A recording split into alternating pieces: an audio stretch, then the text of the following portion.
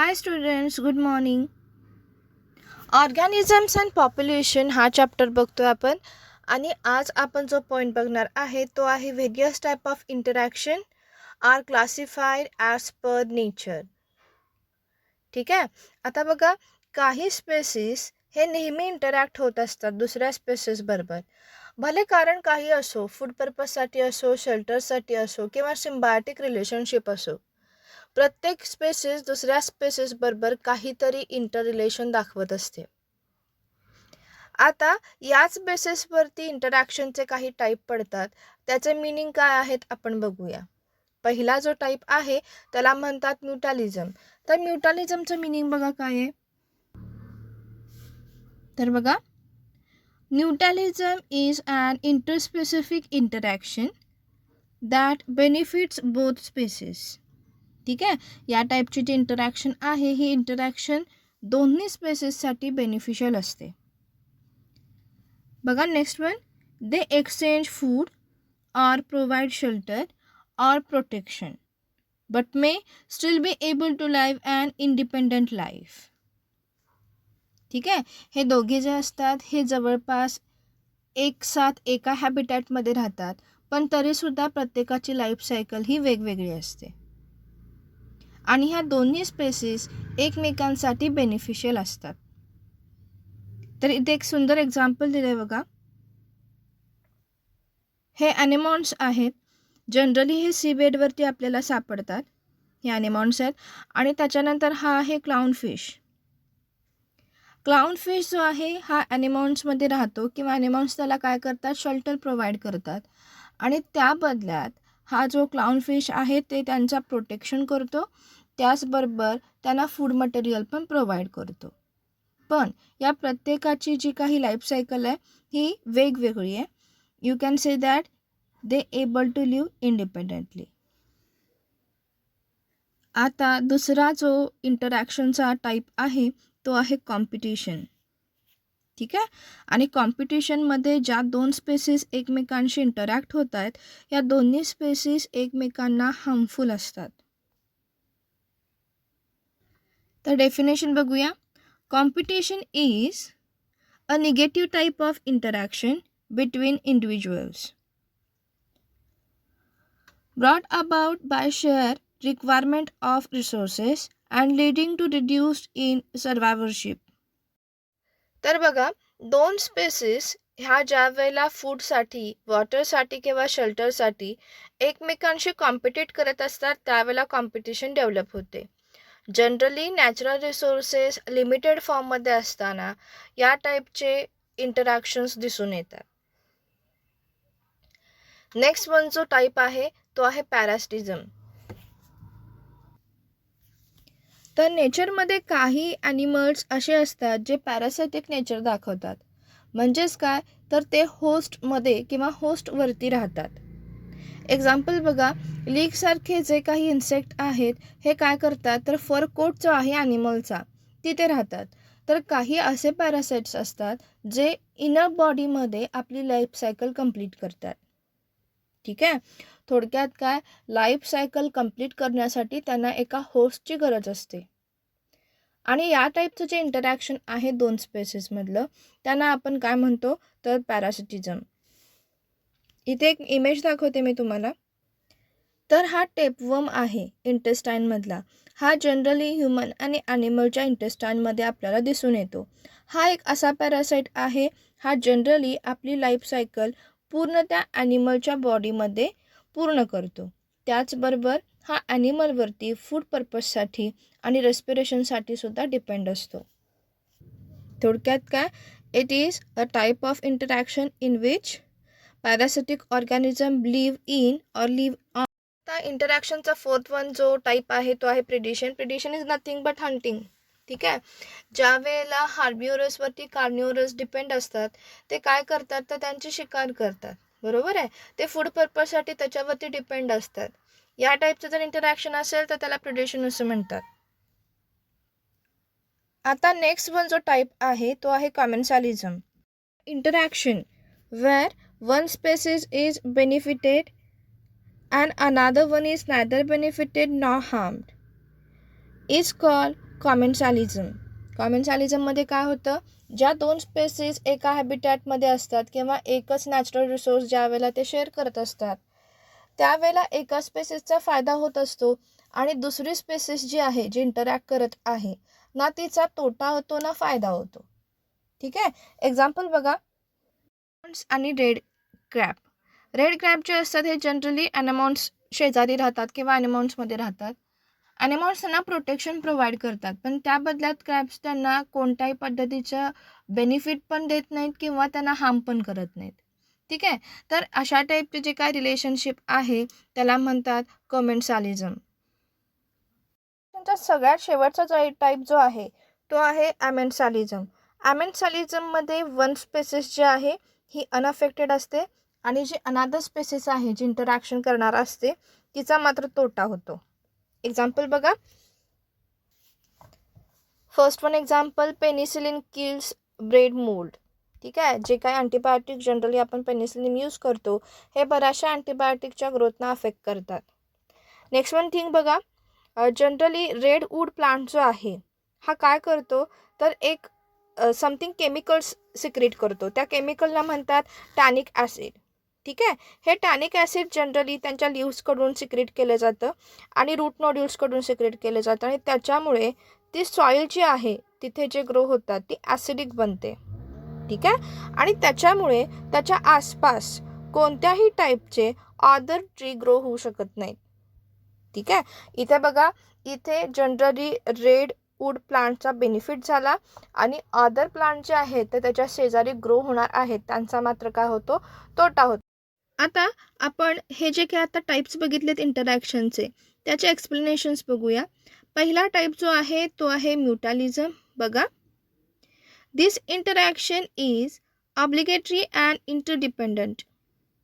ठीक आहे. याच्यामध्ये ज्या दोन स्पेसिस इंटरॅक्ट करणार आहेत त्या एकमेकांवरती कशा असतात, डिपेंड असतात. मग त्याचं कारण काही असो, शेल्टर प्रोव्हाइड करणं असो, फूड मटेरियल असो किंवा आणखी काही, पण या दोन स्पेसिस एकमेकांवरती डिपेंड राहतील. It benefits both the species. Example is lichens. Lichen represent an intermediate mutualistic relationship between fungus and photosynthetic algae or cyanobacteria. आणि याचं सगळ्यात एक उत्तम उदाहरण जे आहे ते आहे लायकेन्स. ठीक आहे. लायकेन्स काय असतात तर lichens is interrelationship between algae and fungi. ठीक आहे. फंगल बॉडी ज्या आहेत ह्या काय करतात, अल्गीला शेल्टर प्रोव्हाइड करतात आणि त्याच्याच बरोबर ज्या अल्गी आहेत हे त्या फंगस बॉडीना काय करतात, फूड प्रोव्हाइड करतात, कारण त्यांच्याकडे फोटोसिंथेटिक ॲबिलिटी असते. Another one example is plant animal relationship. Plants need the help of animals for pollination because plants and pollen grains are non motile. Animals obviously have to be rewarded in a form of pollen and nectar for the pollinators and the juicy and nutritious food for the seed dispersers. ठीक आहे. जे काही animals किंवा ज्याला आपण agencies म्हणतो, Biotique agencies म्हणतो, यांच्यामध्ये जनरली इन्सेक्ट आणि बर्ड्स इन्क्लूड होतात. ठीक आहे. हे काय करतात तर फूड पर्पजसाठी त्या प्लांटकडे अट्रॅक्ट होतात आणि त्या बदल्यात हे प्लांट्सना काय करतात तर मदत करतात. कशासाठी, पॉलिनेशनसाठी. ठीक आहे. पॉलिनेशन म्हणजे काय, ज्या वेळेला अँथर हे स्टिग्मावरती लँड होतात त्याला आपण पॉलिनेशन म्हणतो आणि प्लांटचे सगळेच पार्ट हे नॉन मोटाईल असतात, त्यासाठी त्यांना काही ॲनिमल्स आणि इन्सेक्टची गरज असते. बघा, इथे दोघांचा फायदा झाला आहे. प्लांटचं पॉलिनेशन कंप्लीट झालं आणि त्याच्याचबरोबर ॲनिमल्स आणि इन्सेक्टना फूड मटेरियल मिळालं. जर अशा टाईपचं रिलेशनशिप असेल तर त्यांना काय म्हणतात, अर्थातच म्युटॅलिझम. इंटरॅक्शनचा नेक्स्ट टाईप आपण बघतोय कॉम्पिटिशन. बघा, competition is a type of interaction where both the species are at the loss. ठीक आहे. दोन्ही स्पेसीसचा इथं काय होतो, तोटाच होतो. आणि नॅचरल रिसोर्सेस लिमिटेड असतात आणि दोन स्पेसीस या एकाच रिसोर्सवरती शेल्टरसाठी किंवा फूडसाठी डिपेंड असतात, त्यावेळेला कॉम्पिटिशन दिसून येतं. पण कॉम्पिटिशन होण्यासाठी त्या दोन स्पेसेसनी एकाच हॅबिटॅटशी रिलेट केलं पाहिजे असं काही नाही आहे. आता एक्झाम्पल बघा याचं. Totally unrelated spaces may compete for the same resources. तर जे एकमेकांच्या संपर्कात कधीच आले नव्हते असे अनरिलेटेड स्पेसेस जे आहेत हे सुद्धा कॉम्पिटिशन दाखवतात. एक्झाम्पल बघा. In shallow creeks on the west coast of Mumbai, visiting flamingos and resident fishes compete for each other. For their common food, it is zooplankton. तर जनरली फ्लेमिंगो काय करतात, एका सीझनमध्ये मुंबईच्या वेस्ट कोस्टवरती व्हिजिट देतात. ठीक आहे. तर यावेळेला जे काही लोकल फिश आहेत हे लोकल फिश आणि फ्लेमिंगो यांच्यामध्ये कॉम्पिटिशन जनरेट होते. कशासाठी? तर त्यांच्या कॉमन फूड मटेरियलसाठी, ज्याला झूप्लांटिकॉन म्हणतात. ठीक आहे. तर या प्लांटसाठी यांच्यामध्ये खूप जास्त कॉम्पिटिशन दर सीझनला दिसून येतं. आता याच्यामधला सेकंड पार्ट बघा. Resources need not always be limiting for the competition to occurs. In competition, the feeding efficiency of one species is reduced due to interference of another species. Even if काय सांगितले बघा, ज्या दोन spaces interaction करत असतात कॉम्पिटिशनमध्ये त्याच्यापैकी जी fittest spaces असते किंवा जी पॉवरफुल स्पेसिस असते ती अदर स्पेसिसला डॉमिनेट करते. ठीक आहे. आणि त्याच्यामुळे काय होतं तर एका स्पेसिसची फीडिंग इफिशियन्सी ही कमी होते. ठीक आहे. आता त्याचं एक्झाम्पल बघा. Leopards do not hunt in a close of lion pride. ठीक आहे. जे लेपर्ड्स असतात हे जनरली लायनच्या शेजारी राहत नाहीत, कारण का लायन जास्त पॉवरफुल असतात आणि ते ग्रुप करून राहतात. आणि इथे लायन प्राईड हे लेपर्डवरती डॉमिनंट असतं, डॉमिनन्सी दाखवतं. ठीक आहे. त्यामुळे त्या पर्टिक्युलर एरियामध्ये जिथे लायन प्राईड आहेत तिथे जनरली लेपर्ड्स येत नाहीत आणि शिकार करत नाहीत. ठीक आहे. या दोघांमध्ये कॉम्पिटिशन आहे. या दोघांमध्ये फूड सोर्स जो आहे हा सुद्धा कॉमन आहे.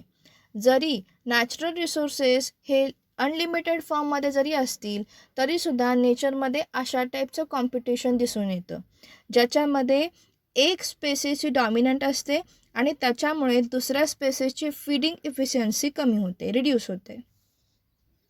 तर तुम्ही काय म्हणू शकता, तर fitness of one species is significantly lower in presence of another species. आता कॉम्पिटिशनमध्ये आणखी एक मेकॅनिझम यूज केली जाते, त्याला म्हणतात रिसोर्स पार्टिशनिंग. ठीक आहे. याच्यामध्ये काय केलं जातं तर दोन स्पेसिस ह्या काय करतात, रिसोर्सना सेम अमाऊंटमध्ये डिवाईड करून घेतात. तर ते त्यासाठी काय करू शकतात, if two species compete for the same resource they could avoid the competition by choosing different times of feeding. ठीक आहे. ते काय करतात, फीडिंगचे वेगवेगळे टाईम चूज करतात. काही फक्त रात्री शिकार करतील, काही फक्त दिवसा शिकार करतील. ठीक आहे. कॉम्पिटिशनमधला नेक्स्ट पॉईंट बघा. A species who distribution is restricted to a small geographical area because of the presence of complementary superior survivors or species is found to be expand its range when the competing species is removed. ठीक आहे. इथे तुम्हाला lion दिसत आहेत, त्यांनी काय केलं आहे, रेपर्डला मारलं आहे, डेड केलं आहे. कशासाठी केलं आहे तर कॉम्पिटिशन जे आहे कॉम्पिटिशन कमी करायला सुपेरियर स्पेसिस काय करतात तर जे काही अदर स्पेसिस त्यांना कॉम्पीट करत असतात त्यांना मारून टाकतात, जेणेकरून कॉम्पिटिशन कमी व्हावं. आता नेक्स्ट पॉईंट जो आहे तो आहे पॅरासायटिझम. बघा. Parasitism has involved in so many taxonomic groups from plants to the high vertebrates. ठीक आहे. पॅरासायटिझममध्ये जनरली काय होत असतं आपल्या सगळ्यांना माहिती आहे, याच्या आधी आपण डिस्कस केलं आहे. तर जे ऑर्गॅनिझम किंवा प्लांट्स अदर ऑर्गॅनिझमवर किंवा प्लांट्सवरती डिपेंड असतात, होस्टवरती डिपेंड असतात, या प्रॉपर्टीला आपण पॅरासायटिझम म्हणतो. पॅरासायटिक ऑर्गॅनिझम आणि प्लांट्स स्वतःचे लाईफ सायकल हे होस्टशिवाय कंप्लीट करू शकत नाहीत. ते होस्टवरती तरी राहतात किंवा होस्टमध्ये तरी राहतात आणि मग आपली लाईफ सायकल कंप्लीट करतात. नेक्स्ट पॉईंट बघा. Many parasites have involve to be host specific. ठीक आहे. काही जे पॅरासिटिक ऑर्गॅनिझम्स असतात ते कसे असतात, तर होस्ट स्पेसिफिक असतात. तर बघा, होस्ट स्पेसिफिकचं एक्झाम्पल, तर टेपवर्म जे असतात हे जनरली ह्युमन बिंगच्या आणि ॲनिमलच्या इंटेस्टाईनमध्येच ग्रो होऊ शकतात. अदर पार्ट्समध्ये ते जनरली ग्रो होत नाहीत. कारण का, तर ते होस्ट स्पेसिफिक आहेत. आता बघा, there are generally 2 type of parasites. First one endoparasites and the next one exoparasites. Endoparasites live within the body of host and the exoparasites live on the host. ठीक आहे. जे एंडोपॅरासाइट्स असतात हे काय करतात, तर होस्टच्या बॉडीमध्ये राहतात आणि आपली लाईफ सायकल कंप्लीट करतात. For example tapeworm. आणि एक्झोपॅरासाइट्स जे असतात हे बॉडीवर राहतात. फॉर एक्झाम्पल फर कोट जो असतो ॲनिमल्सचा त्याच्यावरती लीक सापडतात. कारण का, तर ते एक्झोपॅरासाइट्स आहेत. ठीक आहे. म्हणजे एंडोपॅरासाइट ऑर्गॅनिझम जे आहेत हे जनरली ॲनिमलच्या बॉडीमध्ये राहतात. याने काहीतरी स्पेसिफिक ॲडॅप्टेशन केलेलं असतं. आणि हे ॲडॅप्टेशन का आहे बघा. Endoparasites involve special adaptation such as loss of unnecessary sense organ, presence of adhesive organs or suckers.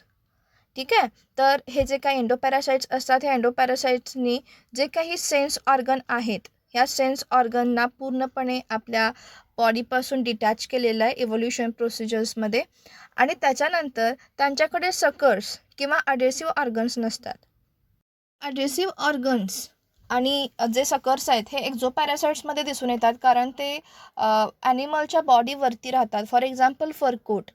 आणि ब्लड सक करण्यासाठी आणि तिथे स्टिक राहण्यासाठी या 2 ऑर्गन्सची त्यांना गरज असते. नेक्स्ट वन बघा, the life cycle of parasites are often complex involving intermediate host or vectors to facilitate transfer to the host. The malaria parasites needs a vector to spread to the other hosts. ठीक आहे. Generally जे काही parasites असतात यांची life cycle थोडी complex असते. First of all त्यांना host शोधण्यासाठी एकदा एजंटची गरज असते. त्यांना आपण म्हणतो ट्रान्सफरिंग एजंट्स किंवा व्हेक्टर्स. ह्या व्हेक्टर थ्रू काय करतात ते, तर एका होस्टकडून दुसऱ्या होस्टकडे ट्रान्सफर करतात. ठीक आहे. म्हणूनच आपण त्यांना काय म्हणतो, यांची लाईफ सायकल ही प्लेन नाही आहे. होस्टशिवाय ते सर्वाईव्ह करू शकत नाहीत. आणि एका होस्टकडून दुसऱ्या होस्टकडे जाण्यासाठी त्यांना व्हेक्टर्स लागतात. म्हणून आपण असं म्हणायचं आहे, their life cycle is complex. Next बघा, majority of parasites harm the host.